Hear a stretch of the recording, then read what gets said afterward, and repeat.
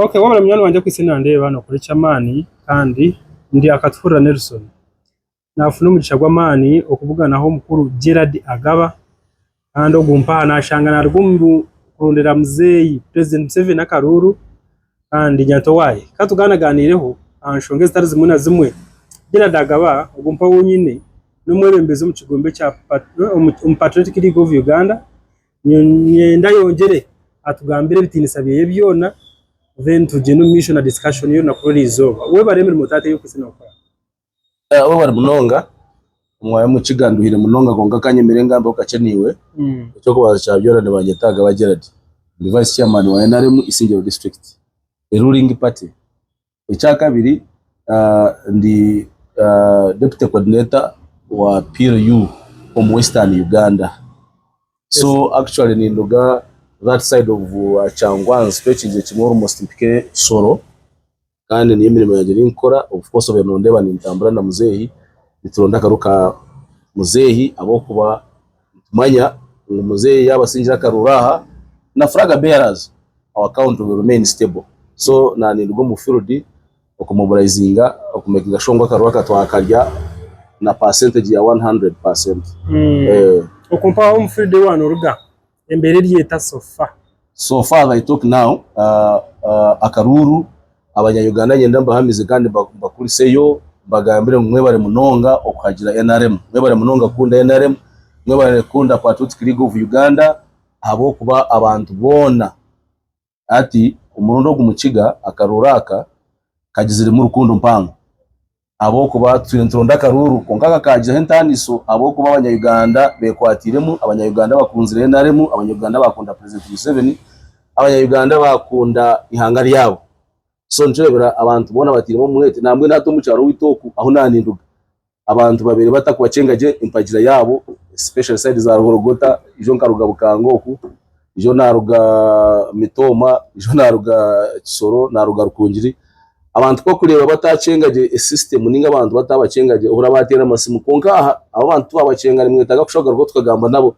So now we are considering and we are consolidating the support of the NRM kurango twasinga karuraka abantu betebekanise futera karuru munonga aba challenge yitwine nebyo abantu tutandika kutina munonga manyango noreba abantu nibenda ku okwibuburu bwabo manya abantu nibateka ngo nibo basa kugira urutaro. So nabishanga ko barabimbuza aho naninduga especially ko za Rwambara abantu bino ubwoba n'abantu nabagira ngo nibenda kubatere ngo ni manyana rugo ku side za Isingira bamwe bandi bagamba ngo nabasa obutatera karuru ahubwo shonga kugira ngo batire ni ingambira abanyayuganda kati kugira ngo batinire because no hure birabera rya social media abanyamakuru ni mu reporting ibintu biki no yuba nupu negamba ngumutera karuru twenda kukabanja ejo message rimwe abantu bacininga bashatu kunga the Ugandans the majority Ugandans I know nibagira twenda kuzaka karuru tukakatera kandi tukakatera namani minji kandi nishanyongere ngo abanyayuganda 2015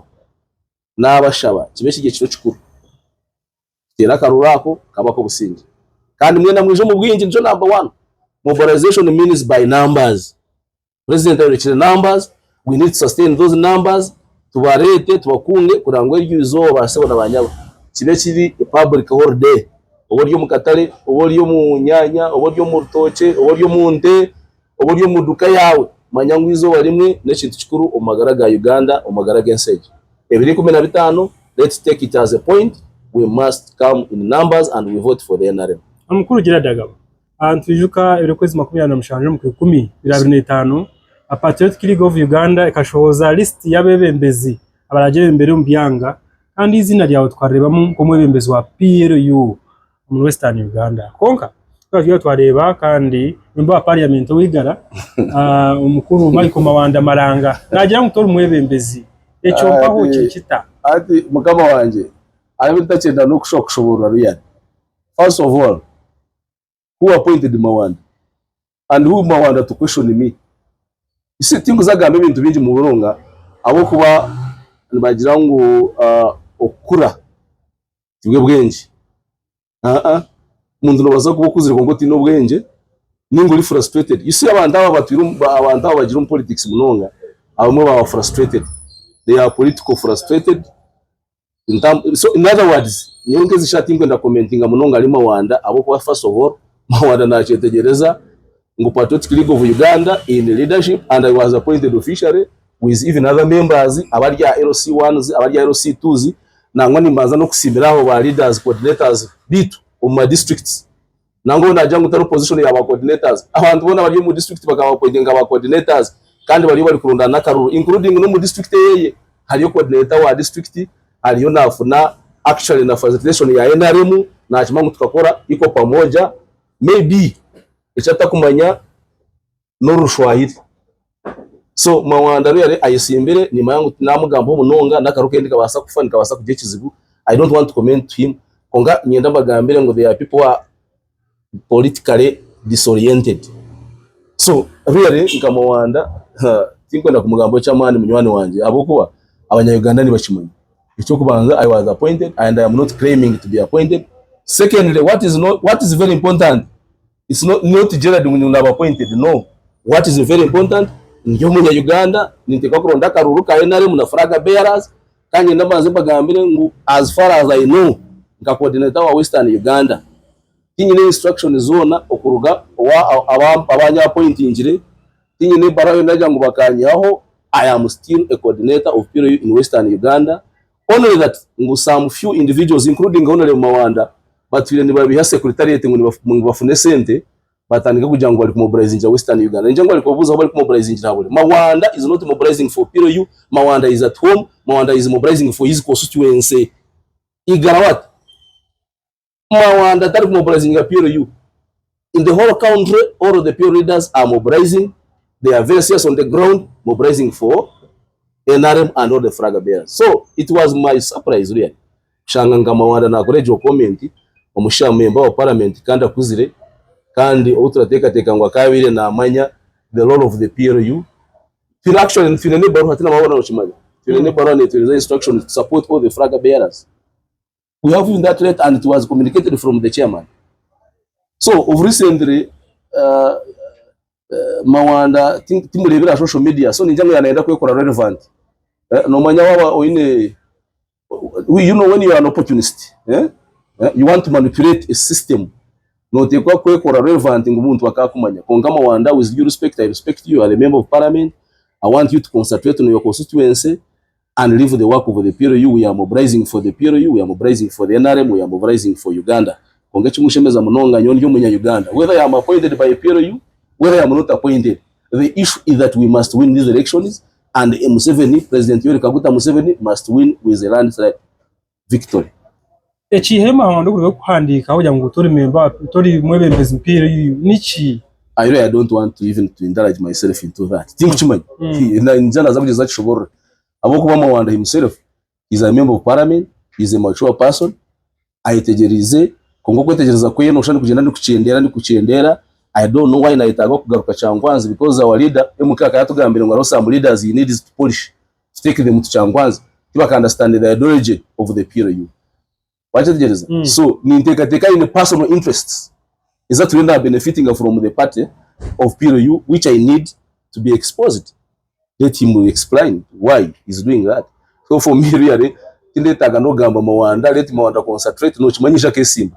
Manya bantawa mukama wanje no waza kushanga ngo bine political trauma abantu bechawe no manyijo Mawanda kesimba national ya yanga no kwetera karuru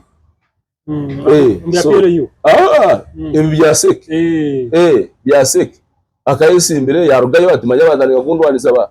So Mawanda settle down, concentrate on your constituency. You know PLU is beyond what you think. PLU should be owned by everybody and should not create chaos and conflicts among themselves. Settle down. We must support the NRM. We must support all the flag bearers. I can't go away from it. Secondly, we need to understand between our leaders one across the board. Abana bari mu districts bari kuronda karuru bari hacharo bari kuronda karuka NRM members of PLU. So nali wanajamu manyangu is the head of mobilization. Head of mobilization, yes, but you can't mobilize in your own constituency. You can't use or maybe the PLU facilities and maybe funds in your own constituency. If you're head of mobilization, I want to see you in Kabale. I want to see you in Kamwenga. I want to see you in Koboko. I want to see you in Acholi. You don't come to Igara here and Usheni and you say, you started, you know, I am addressing a press conference. PLU is for what? No, we want to need your action. You as head of mobilization, what have you done in PLU? If I can ask, if you are, do you pay me even any single point? Me, this is a voluntary organization. Let the Ugandans understand this and let him not involve the MK, because MK is really purely a serving soldier and he is really outside of this. For us as the PLU members, as the well wishers, we are volunteering to make sure that we sustain peace and tranquility of this country. Whether you own a position or you are not owning a position, what we need is to serve our country. We are Ugandans, let's maintain the Ugandan culture and we serve our country. Hina makuru kugira ngo omukuru Mawanda na supportinga aba independence abariye kwesi monka independence unangwa ngwakaza waje no muzika inirugaba yaka sente yatanga kusupportinga nko mukuru Edgar alinda rwambika wa side za Ruhinda really muganda wanje. You know me, I'm a trained cadre and really I can't report anything I don't know.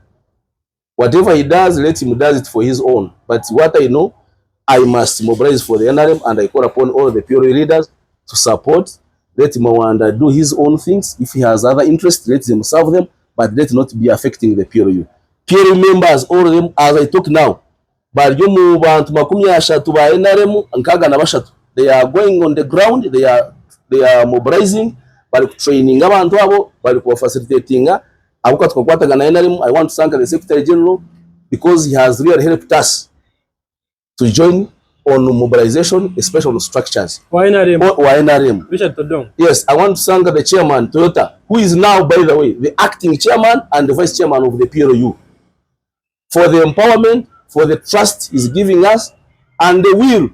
Eyaine okurango munya Uganda, okurango muntu uri supporting PLU, yaguma ina mani, yaguma na ondaka ruru, kandi yaguma na kondi hangariye. But the rest, let's ignore them. But let's focus on PLU because the main issue is to consolidate the achievements of NRM as a PLU.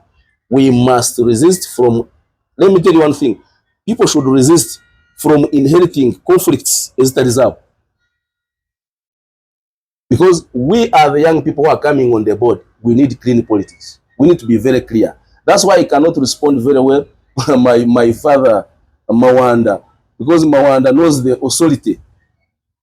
He is aware on appointing authority. Secondly, I don't need to be appointed in my country. I need to serve my country. I need to move whatever I have. I make sure I report and I make sure I mobilize. This is not the first time I've been mobilizing.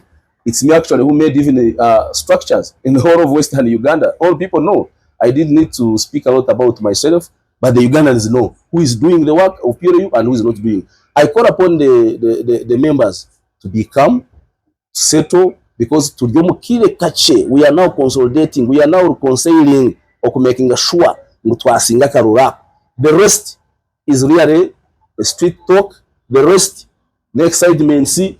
I don't need to be told what I need in my country. I need the President Yoweri Kaguta Museveni, who is the fountain of this country, who is the peacemaker. I need to make sure that he has got the good cadres to work with them. So these political disoriented leaders, I don't want to follow them. Let them speak.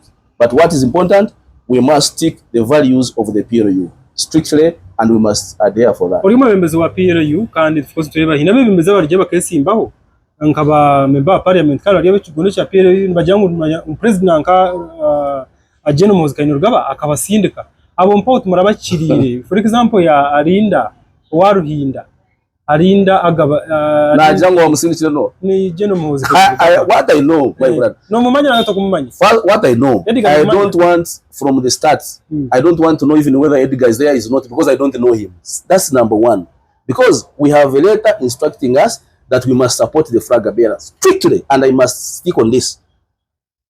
We must be leaders, honest leaders, strict leaders, and principled leaders. Secondly, I don't want any time, Muchiga, when you're asking me, you tell me that MK has instructed these people to contest. That is a lie. It is a total lie, and I must dispute it. MK has never instructed anybody. MK is not in what? In this party, in these political parties, politics. MK is a CDF who is keeping peace and tranquility of this country. And he respects everybody. For him, what he needs is to see everybody is really doing his own things at the right time and the right place. And that is the mentality of some of the opportunists. Never involve some officers in this struggle. Let them really tell us who instructed them. Our chairman, I know, is the Michael Kaguta, who has also given a letter in that effect that all people should, those who are contesting disguising that the PLU should withdraw immediately and support all the flag bearers. So how do you tell me that? I don't know that. And my brother, let's not go into far and discuss what is not necessary at this right time. Okay, let's stick on mobilization for NRM. That is very important. Wagira ngo jeno muzita kumenya bya politics kandi ijoro giye kwa political statement yango bamara fukera karuru barwo mwanya wo gwempaho echo mpaho nikimanyisa kikanki. Let me tell you Muchiga one thing. There are security matters which are necessary to be cautioned. If MK came out and say, please, let's vote and go. We are aware what happened to Tanzania. I am a neighbor. I come from actually near the Tanzania, Chikagati. I am the chairman of the neighboring country. People, you saw the case that had a reckless of some of the opportunists, the leaders. So, if MK had really briefed by the security officers, and I'm very sure that MK, to mention that one, he has already predicted something which some of the Ugandans we don't know. You see, MK is a serving soldier and is really an intelligent person. These are the people who don't sleep. They always think, even to be army, it to dream. Umuntu when not disputing any statement of security officer, the question Uganda should be asking themselves now. What is the main cause? And then that would be a question that you should be Ugandans asking. I cannot discuss much about the statements of the security officers because they are trained, they are very conscious in whatever statements they made. What he made, Nation very seriously, and we must respect it. And the Ugandans should know that we have a life to live after elections. You get Muchiga? So I don't want.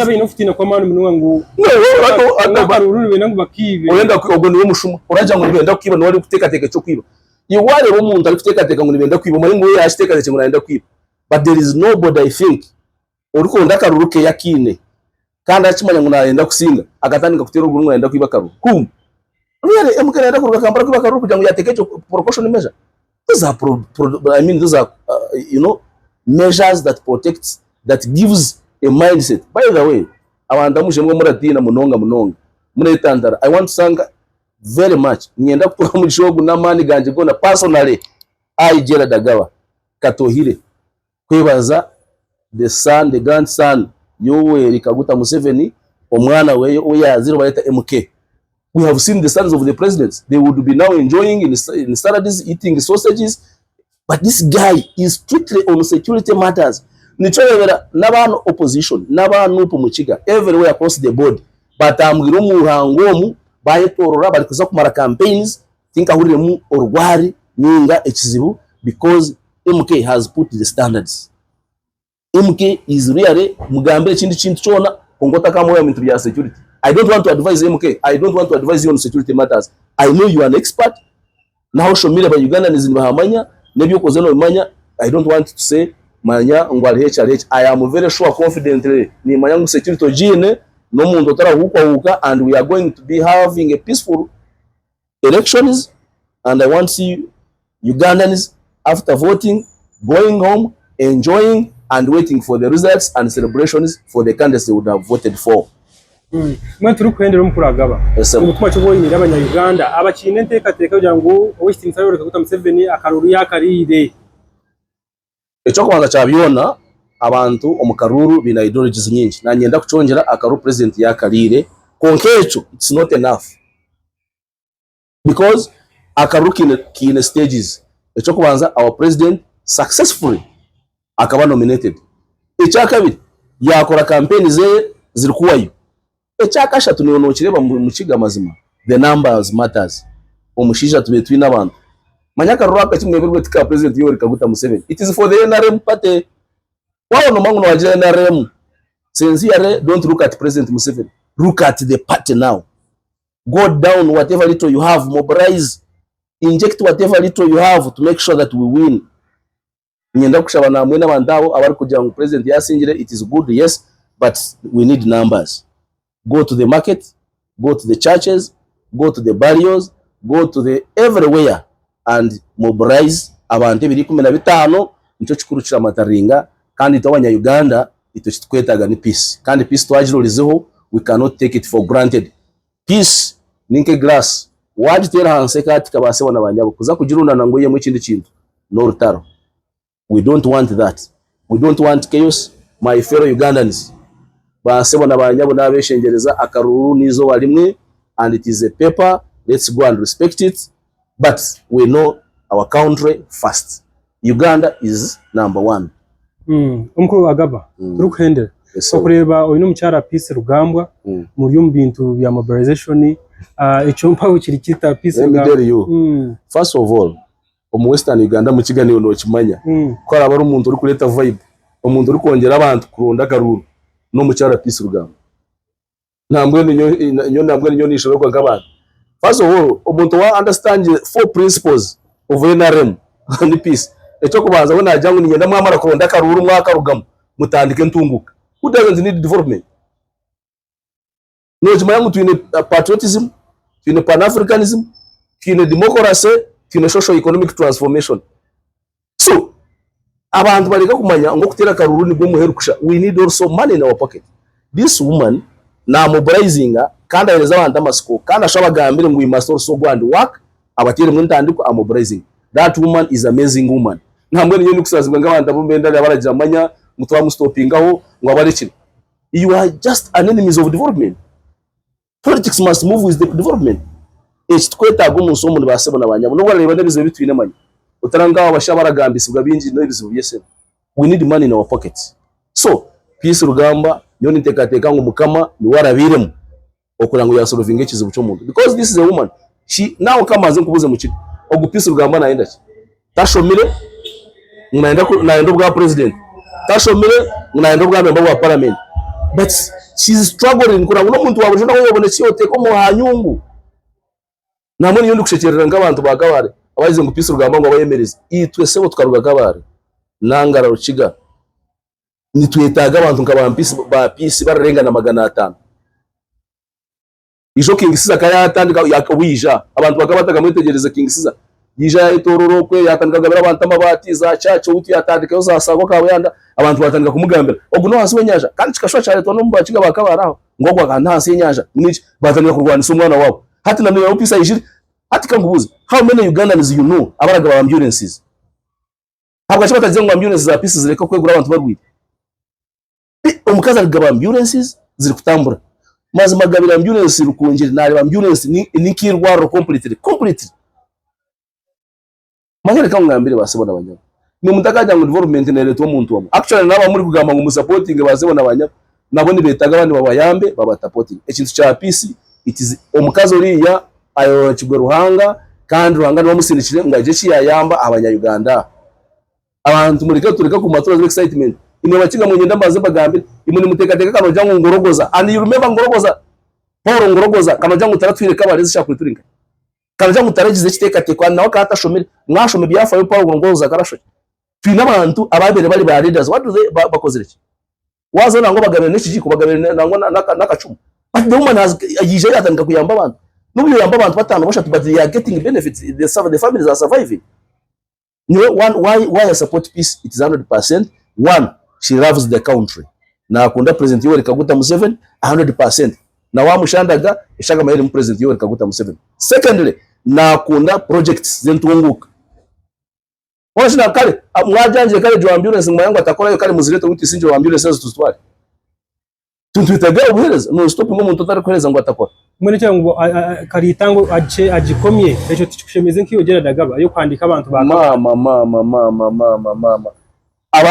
aba mitoma bagize ngo bagumize mbahandike nanye nanisha bamwisingiro ayija handike abantu nibendo buhereza abantu nibende ntunguka imwe batakubena ne nabuza abakigimwe kano jangu uri ari muntu waruja kari Paul ngorogoza yatuye twayija kuri twaronda amataka twabone cyo kurya twashiteka amahiga abana bitu baza twatandika kwashomeza kuri turinka mureke kurwanisa abana banyu mwiye hitima mwiye bigaro mureke kurwanisa abana banyu balete ntunguka ese twetaga timukishimanya mwene ngukaba cyataga mizi cyataga ngudu cyataga byo kurya hateze shaba bamara kubiyo mu rushara w'ampondi muza kurya umukaza kugeza kuyeta intervention kugira ngo umuntu waburije cyaka sento mu shaho umukaza awuraguza utunyanya aruga tunyanya ateka akaduka kayikiza umwana wenda kuzayishumuro umukaza atasiba mu bigombe bya nigina arapaka so wabandi agenda ronda kasento mu shaho yagenda shubure agatende botaguza ayingo butunguru zarwaye hari tubari kwingo butunguru to yaburese. You stop those opportunists. Mureke politics zitima muziyeho mureke turonda karuru. Kandi mu nagano mu rubwa madini bwenganda. Urubwe tine cy'ucyaba yabo. Bwenganda ne dini bucyayamba cyo bururamba. President nabashomesa everyday bwarira bwashesha mugende muze kore mirimo. Kanoja ngo amategeko aragire kugaguza handi uruganda rwe rukabiro muyambake. Nuburyo umushubuzi ni urushanga ngo noza kurwana ngo edini nanka ngo bine yandira. Hatsika nkubuze wawe ne duka no wenda guramo. Abantu baza kuteramo. Muze akazo mu kishaka. One of the things that akasigaye tugambera akaba ariho ebigombe bibiri UPC na DP bakaba batakurya hamwe batakunywera hamwe bakandi ngo letwali mputere letwali nothing you mwenda kushagaruza. We will not accept. We are the young people. We don't want to inherit those problems. No. Ours is a vibe. We want politics of, we don't want the politics of hatred. To end up politics za rukundo, politics za vibe, politics with facts. Watch it. Then we move. Peace rugama go on the board helping abantu. Wakoze statement deje na wagikozere kubi ngumanya peace must ngo abantu bayemereze mutumare kutera karu okayemereze njara ekurya ekuteba mama imwete mukakirebera namwe no wakoze jo statement agende seza shabe peace munonga kole abo nzezi sha peace yaje ati nakora abanyarwanda babe bategereze kubona ubwiga kubone ntandikwa ogwo muntu arifu nakaru mu western kandi abantu ntibamumanya bakamureba kwemera twagira umwe tubemerezemo mini wairo standike tuze kuronda ubururu twamara uburu tubonye twatandika abana bazoshashwa school fees nyancha kare abana barikuza ishomero umuntu tayina akanyungu ko kuteke akamera nangwa akatoche. Politics must go in hand with what? With economy. Not only nshobanga n'abashomese ibintu bishatu: history, social, economic and political. So agama higashatu nigagenda hamwe nabagambira imwe muronde sende bazabona abanyabutruza kutera karuru konge cyamani gira ka sento mu ngaro je cywaye bisaho je cywaye korera ibindi badaga babiya buryo mwena naronda gukora kore byeye PC za ground yamba abantu toshomere mu ndo bwa MP toshomere mu ndo bwa minister toshomere mu ndo bwa president. Your interest yaone, you want to serve your community, you serve your community is your calling. God called you for that, go and serve it. People will fight you by the end of the day. Even Yesu bakamurwanisa. People fought him. Jesus bakamurwanisa at the end of the day. Yahendera buryo muwena ari wari kutendereza nezishaha abantu bagiye mu church nibagamba Yesu. We bari munonga mu kiga konke cyamane 215 echamano kundi yanga echamano kunda PLU. Patriotic League of Uganda is the only way to go the next.